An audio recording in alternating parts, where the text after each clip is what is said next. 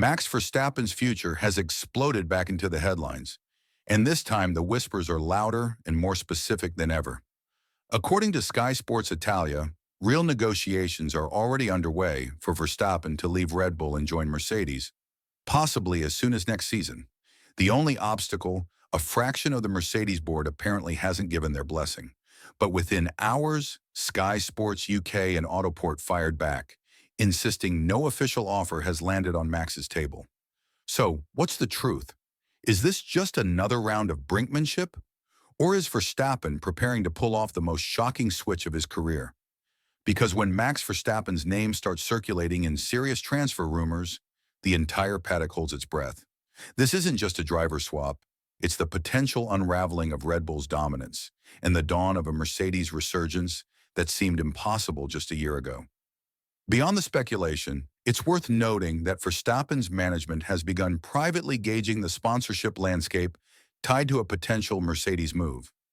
According to several marketing insiders, the value proposition of pairing Verstappen with the Mercedes brand could unlock unprecedented commercial deals, further incentivizing all parties to explore the options seriously. And while official statements remain cautious, multiple sources have confirmed that a dedicated strategy team inside Mercedes is already modeling scenarios for how Verstappen's arrival would reshape the team's marketing, engineering focus, and team hierarchy.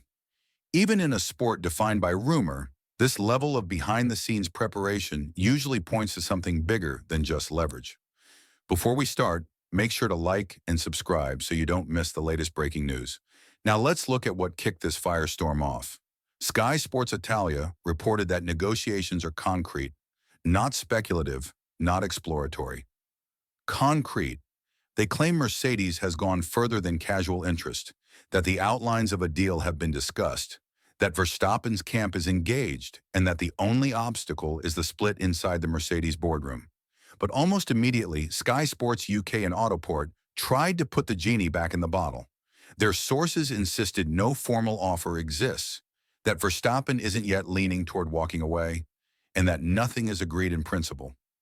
Eric van Haren, the Dutch journalist with close ties to Verstappen's father, repeated the same line.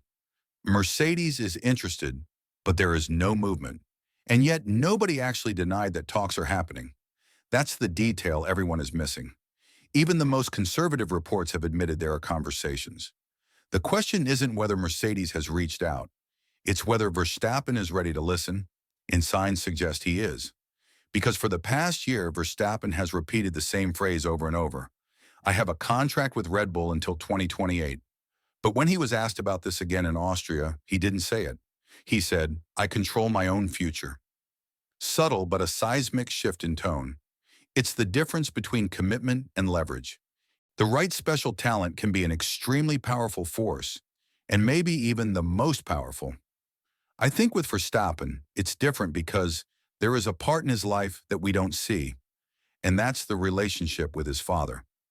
I think that Jos is giving his son direct feedback. I don't think he's holding back. In 2014, he was offered Max's junior contract. He declined. Red Bull didn't. They invested, developed, and crowned a champion. Wolff is determined not to miss twice. Mercedes' power unit for 2026 is rumored to be the most advanced on the grid. Their simulation data is strong. Their budget is intact. The only thing missing is a proven superstar. Imagine pairing Verstappen with Antonelli in 2026, a generational blend of experience and youth. That's the dream scenario.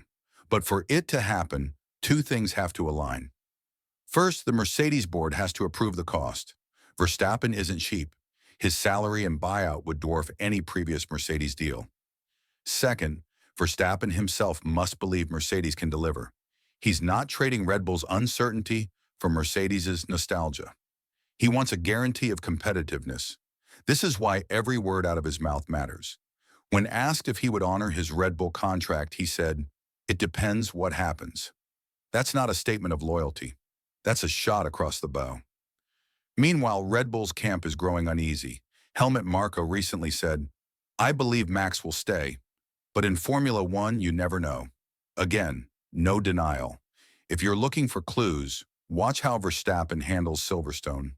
If he refuses to reaffirm his commitment, the story gains momentum.